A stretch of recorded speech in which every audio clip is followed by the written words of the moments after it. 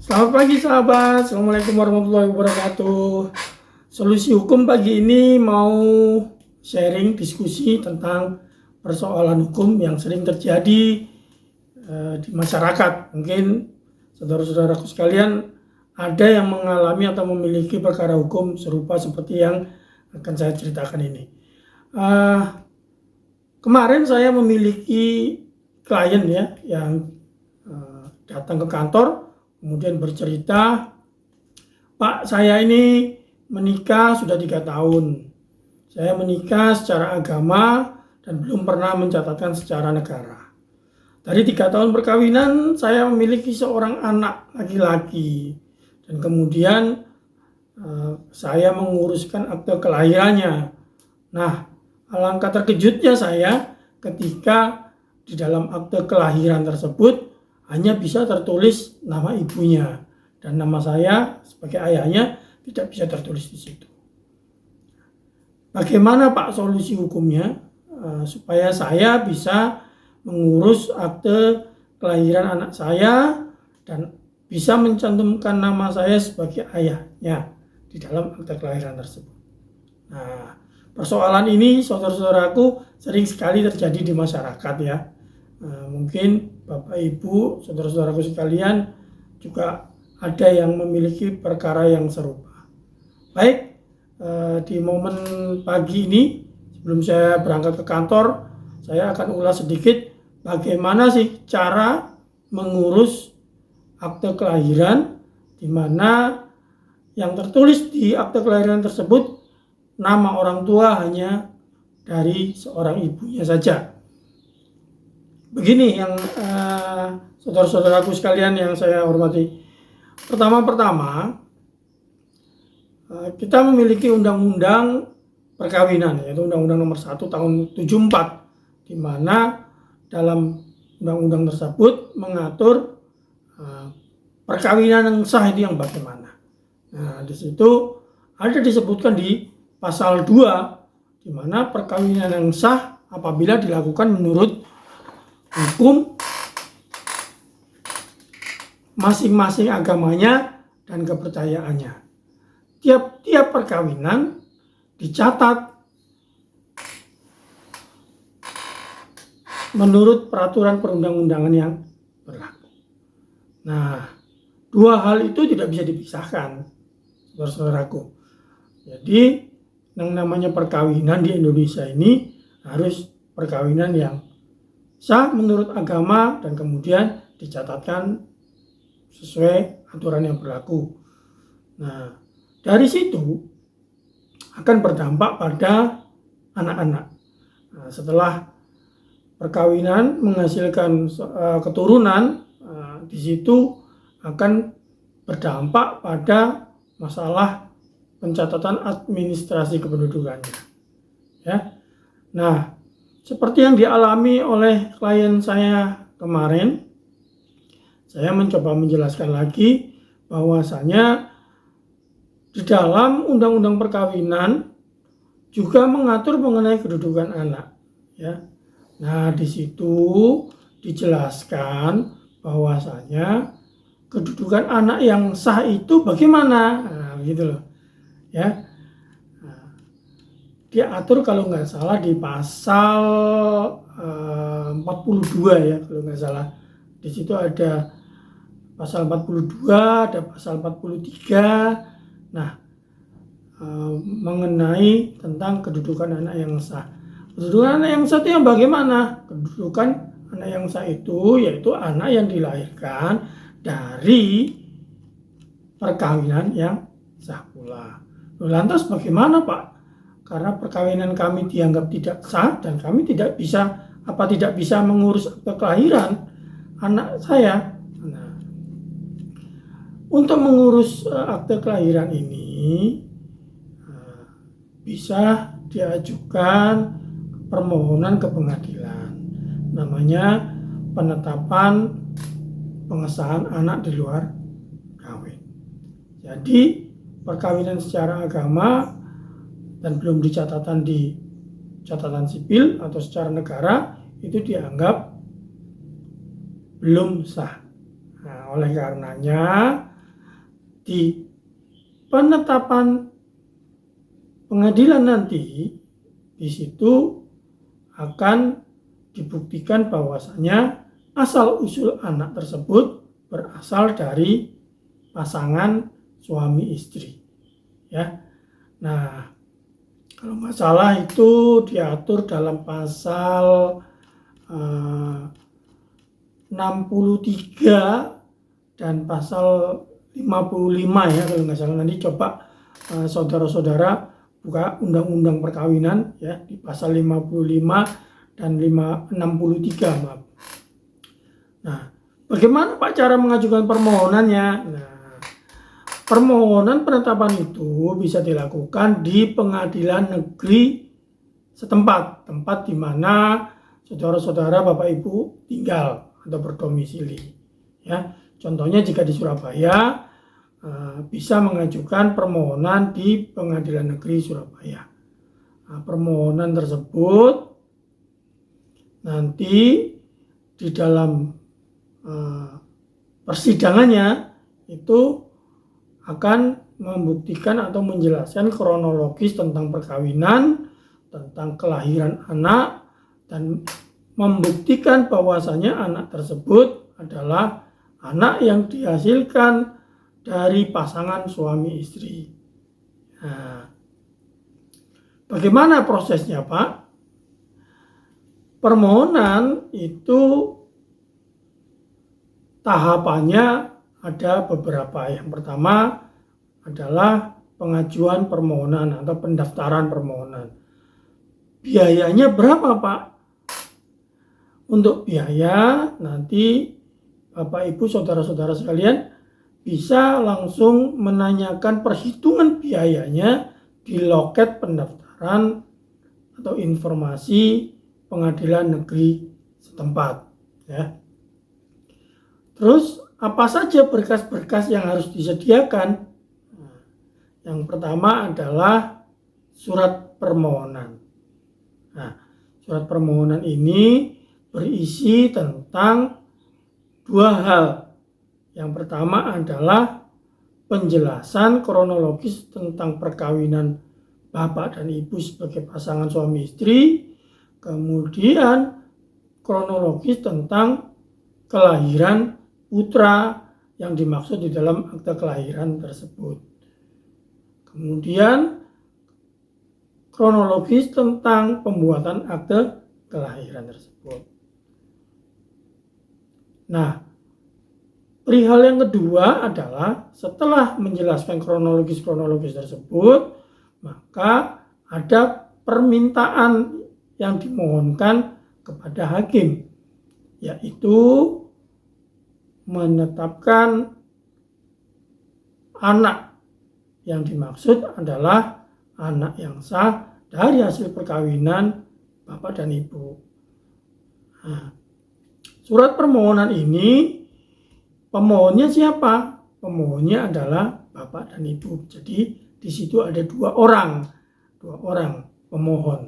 Yang pertama Bapak sebagai suami, yang kedua Ibu. Apa saja yang harus dicantumkan di dalam permohonan tersebut? Otomatis identitasnya Bapak dan Ibu sekalian. Ya, data pribadi seperti nama, alamat, nomor KTP, ya. Kemudian agama itu cantumkan masing-masing. Kemudian setelah itu nanti ditandatangani oleh Bapak dan Ibu dan difotokopi sebanyak 5 rangkap. Nah, berkas itu tadilah yang nantinya Bapak Ibu daftarkan di loket pendaftaran pengadilan negeri setempat. Nah, setelah dinyatakan lengkap, jangan lupa Bapak Ibu membawa berkas-berkas yang akan nanti diajukan di dalam persidangan. Berkas apa saja Pak? Nah, berkas tersebut antara lain adalah bukti perkawinan Bapak dan Ibu. Jika memang perkawinan itu hanya dilakukan di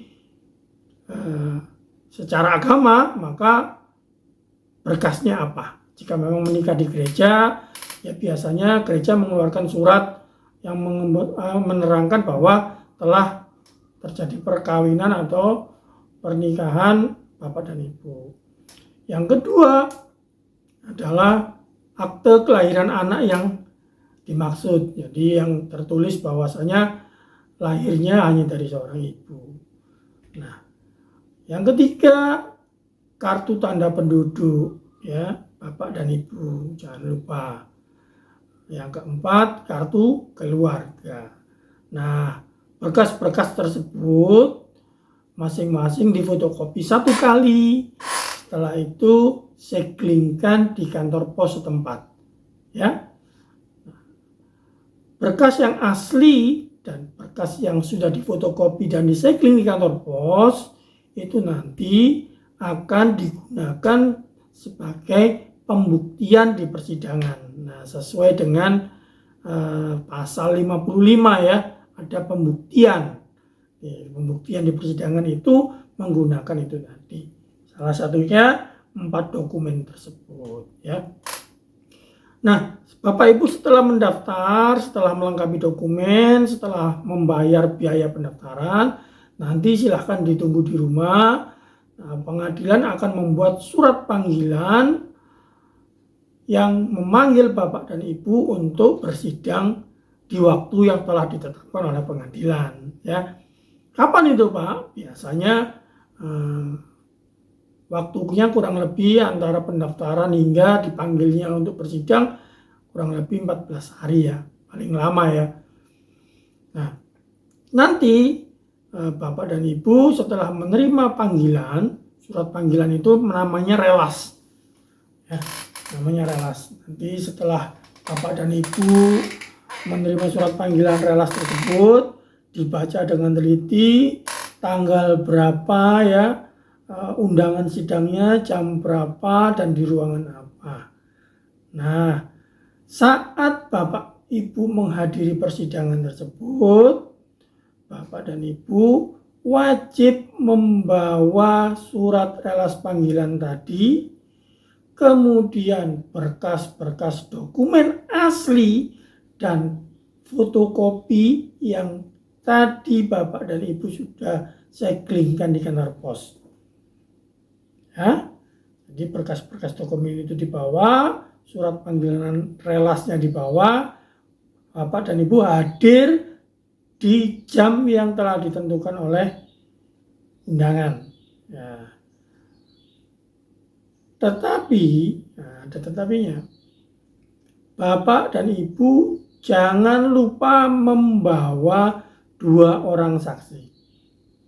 Waduh, saksinya siapa Pak? Saksinya cukup dari tetangga, keluarga.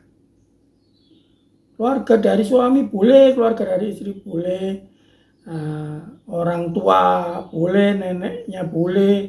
Jadi masih kaitannya yang mengetahui tentang peristiwa perkawinan Bapak dan Ibu dan tentang peristiwa kelahiran anak-anak Bapak dan Ibu. Ya. Karena apa? Persidangan permohonan itu hanya dilakukan 1 kali. Ya. Jadi ketika dipanggil bersidang, para pemohon, Bapak dan Ibu sudah harus siap dengan berkas bukti surat dan maupun saksi-saksi. Saksi-saksi itu berapa orang Pak? Minimal 2 orang ya. Jadi diharapkan Bapak dan Ibu di persidangan itu sudah siap. Nah, ketika sudah siap, silakan Bapak dan Ibu nanti hadir melaporkan kepada petugas pelaporan di pengadilan dan nanti akan dicatat. Ya. Jangan lupa tanyakan kepada petugas informasi siapa panitera pengganti yang menghandle atau memegang berkas perkara permohonan Bapak dan Ibu. Kenapa? Ini untuk memudahkan Bapak dan Ibu berkoordinasi jadwal sidang, ruangan sidang di mana, dan menanyakan sesuatu yang jika nanti Bapak dan Ibu belum paham. Ya, persidangannya hanya dilakukan 1 kali. Nah, setelah nanti Bapak dan Ibu dipanggil masuk ruangan sidang, disitulah akan ada proses persidangan di mana hakim akan memeriksa tentang permohonan yang Bapak Ibu ajukan, ya kan? Kemudian hakim juga akan memeriksa berkas-berkas yang tadi Bapak Ibu bawa, seperti KTP, KK, kelahiran, surat keterangan dari tempat ibadah karena tentang perkawinan Bapak dan Ibu, itu akan diperiksa oleh hakim. Tapi nanti berkas yang asli akan dikembalikan ke Bapak Ibu lagi. Kemudian Pak Hakim akan menanyai keterangan-keterangan atau memintai keterangan-keterangan dari saksi yang Bapak Ibu hadirkan. Ya. Pertanyaannya hanya seputar tentang pengetahuan saksi mengenai kronologis perkawinan Bapak dan Ibu, kronologis kelahiran anak Ibu Bapak, kemudian kronologis tentang akte, itu saja. Ya, setelah itu nanti sidang akan selanjutnya hakim membuat sebuah putusan penetapan. Nah, di dalam putusan penetapan itu, jikalau nanti permohonan Bapak Ibu dikabulkan, maka hasilnya bisa dibawa ke kantor Dinas Pendudukan dan Catatan Sipil untuk merubah akte kelahiran anak Bapak dan Ibu sekalian. Ya, nah, itulah tahapan-tahapan bagaimana tata cara prosedur untuk mencatatkan nama ayah yang semula tidak ada di akte kelahiran anak dikarenakan sesuatu hal, ya. Nah, sesuatu halnya apa? Nah, contoh yang tadi saya kemukakan adalah karena memang ayah dan ibu atau orang tuanya menikahnya sebatas perkawinan secara agama, belum dicatatkan di pencatatan negara. Demikian kurang lebihnya. Semoga solusi hukum yang saya sampaikan pada pagi ini bermanfaat. Mungkin banyak Bapak dan Ibu yang memiliki perkara yang serupa. Ya, jikalau nanti memang Bapak dan Ibu kurang jelas, silahkan nanti Bapak dan Ibu bisa menanyakan kepada saya di channel Solusi Hukum ini. Di sini alamat emailnya ya, di bawah ini nanti. Silakan Bapak dan Ibu emailkan pertanyaannya. Nanti saya akan mencoba menjawab dan memberikan penjelasan solusi hukumnya supaya Bapak dan Ibu tidak bingung dan permasalahan yang Bapak Ibu hadapi bisa menemukan solusinya. Baik, sekian dari saya. Semoga materi yang saya sampaikan pada pagi hari ini bermanfaat. Jikalau memang Bapak dan Ibu dan saudara-saudara sekalian suka, mohon dukungannya untuk vlog ini. Berikan like, komen, dan subscribe-nya. Jangan lupa di-share ke teman-teman. Semoga apa yang kita diskusikan pada pagi ini bermanfaat untuk saudara-saudaraku sekalian. Saya akhiri. Wassalamualaikum warahmatullahi wabarakatuh. Sampai jumpa pada vlog yang akan datang.